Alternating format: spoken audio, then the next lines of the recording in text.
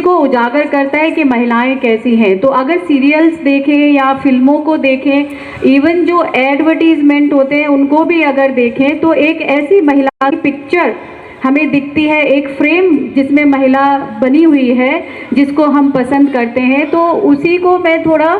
और एलोबरेट करके कहती हूँ कि जो अच्छी महिलाएं हैं, सो कॉल्ड, जो पिक्चर गढ़ी गई है महिलाओं की तस्वीर के रूप में कि ऐसी महिला अच्छी होनी चाहिए। जैसे कि पूर्व वक्ताओं ने भी जो बेनीवाल सर बता रहे थे कि जिस तरह से हीरो को दिखाया गया है कि बहुत बहादुर है जो, और अच्छा है, बलिष्ठ है, इस तरह का प्रोजेक्शन एक मेल का जो हुआ है फिल्मों के माध्यम से, उसी तरह से एक स्त्री की छवि भी गढ़ी गई है जिसको सब पसंद करते हैं। लेकिन विद्रोही स्त्री की जो छवि है उसको दिखाने की हिम्मत अभी बहुत कम फिल्मों में या एडवर्टीजमेंट में हमें देखने को मिलती है। अगर हम दलित स्त्री की बात करें तो वो तो बहुत आगे की बात है कि आगे कब उसको इस तरह से कैटेगराइज करके लाया जाएगा, क्योंकि सिनेमा में सिर्फ महिला मुद्दों को उठाना ये अपने आप में बड़ी बात है। एक फिल्म आई थी पैडमैन, अक्षय कुमार की जो मूवी थी, जिसमें पीरियड्स को लेकर के पब्लिक में जो है वो लाया गया, बात की गई, तो उस फिल्म का इतना बड़ा इम्पैक्ट हुआ कि कॉलेजेस में, यूनिवर्सिटीज़ में स्टूडेंट्स के बीच में, मेल और फीमेल के बीच में जो एक पर्दा था जो मेंस्ट्रुएशन को लेकर के, वो कहीं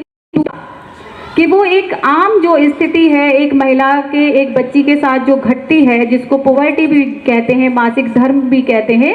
वो एक आम बात है उस फीमेल के साथ, जिसको एक पर्दा बना के रखा गया था। जैसे कि एक मूवी अगर आपको याद हो, प्रेम रोग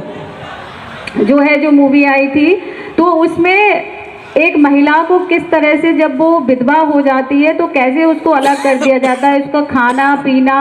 रहना और इवन उसके कपड़े किस तरह से, और उस अलग रखने के उस प्रोसेस में जो उसका सेक्सुअल एक्सप्लॉयटेशन होता है,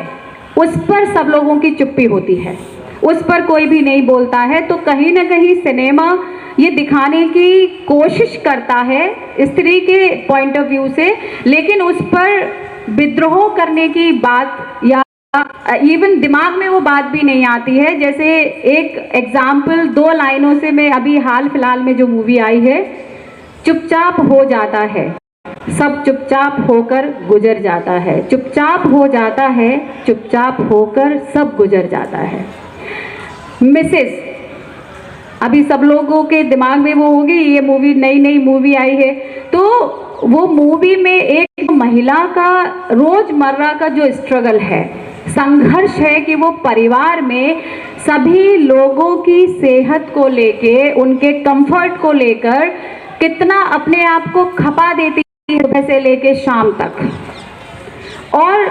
शुरू में सब अच्छा है, लेकिन बाद में उसको जानिया होती है, उस पर कोई बात भी नहीं करता, उस पर विमर्श भी नहीं करता। तो जो उसकी लाइफ है उसमें सिर्फ नमक मिर्च मसाला, इसके अलावा खान पान के अलावा कुछ है ही नहीं। इवन जो एक हस्बैंड वाइफ के बीच में जो रिलेशनशिप होता है, जो सेक्सुअल रिलेशनशिप, जो फिजिकल रिलेशनशिप होता है, उसमें भी कड़वाहट आती है। एक जो पारिवारिक जो जीवन में जो महिला का जो एक रोल होता है उसको लेकर के, कि उसमें एक डायलॉग होता है कि तुम में से तो मसालों की बदबू आती है, और आदमी ये चाहता है कि वो औरत हमेशा जब शाम को मिले तो एक स्माइल के साथ मिले, एक सुंदर फेस के साथ मिले, सजी सवरी सी महिला मिले। मतलब एक जो प्रोजेक्शन है कि आदमी तो बाहर से काम करके आया है, कमा के लेके आया है, और औरत जो है वो घर में बैठी रही है, घर में रहती है। इवन महिलाओं की तरफ से ही इस सोशलाइजेशन प्रोसेस में ये दिमाग में भर दिया गया कि किसी भी महिला को जो इकोनॉमिकली इंडिपेंडेंट नहीं है, अगर उससे ये पूछा जाए कि तुम क्या करती हो, तो मैं कुछ नहीं करती हूँ, घर पे रहती हूँ। तो हम खुद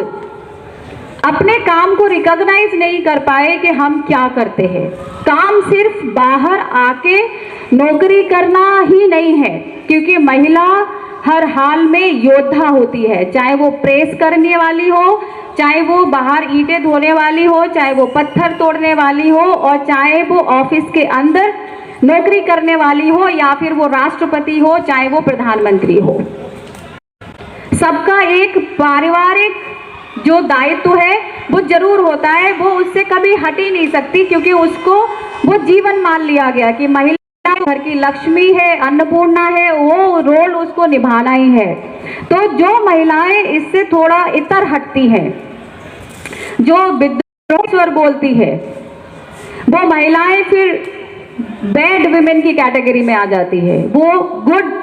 विमेन की कैटेगरी से हट जाती है, वो तस्वीर बदल जाती है उसकी कि इसको तो बोलना नहीं आता, ये तो परिवार तोड़ने पे तुली हुई है, ये तो बाहर जाती है, उससे मिलती है, ये करती है। तो जो एक प्रोजेक्शन है सिनेमा में महिला का,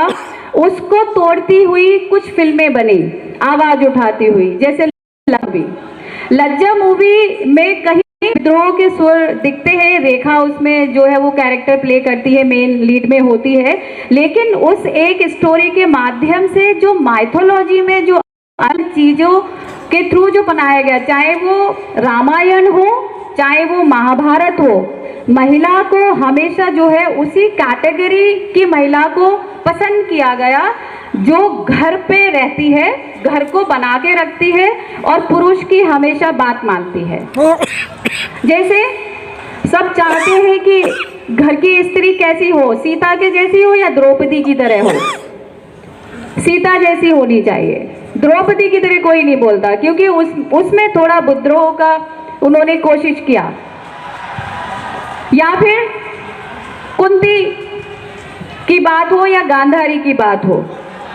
तो कुंती की बात कोई नहीं उस रूप में देखता कि कुंती जैसी महिला होनी चाहिए, क्योंकि वो एक जो बनी बनाई जो परंपरा है उससे थोड़ा अलग जाती है। तो माइथोलॉजी में भी अगर हम देखें, या फिर उसके बाद मनुस्मृति और बाकी जो ग्रंथ है जिसमें महिला की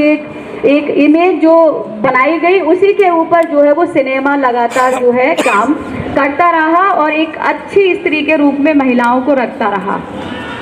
तो मिसेस बी जो है वो मूवी अच्छी है, जहाँ पर कुछ दिखाया गया है औरत की ज़िंदगी के बारे में कि वो कितना जो है अपनी लाइफ को खपा देती है, अपने सपने, अपने रंग ढंग चाल, इवन अपने बारे में भी सोचना भूल जाती है। लेकिन जो उसका अंत है उस पर कहीं ये सवाल नहीं खड़े किए गए, क्योंकि वो फिल्म ख़त्म करके ये बात दिखा दी गई कि एकदम नॉर्मल लाइफ चल रही है उस पुरुष की, जहाँ से वो विद्रोह करके निकली है उस घर से बाहर अपने आप को सेटअप करने के लिए कि बस हो गया, अब ये ज़्यादा नहीं हो सकता है। तो फिल्मों में जो एक इमेज गढ़ी गई औरत की, जो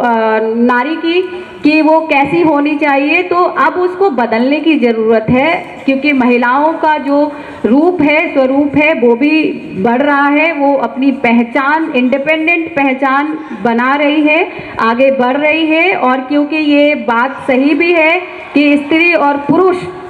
इस सृष्टि में बराबर के जो है वो रचनाकार भागीदार हैं, तो दोनों को मिलकर ही काम करना पड़ेगा। कि जब भी हम स्त्री की बात करते हैं तो इसका मतलब ये नहीं हो जाता है कि पुरुषों को पीछे छोड़ के आगे कहीं निकल जाना है। हमारी तो हिमाकत बस यही है कि साथ में चलना है, साथ में आगे बढ़ना है, और जो लड़ाई है हमारी अपनी पहचान की, संघर्ष की, बराबरी की, न्याय की, बंधुता की, उसको बराबर साथ मिलकर के लड़नी है। धन्यवाद।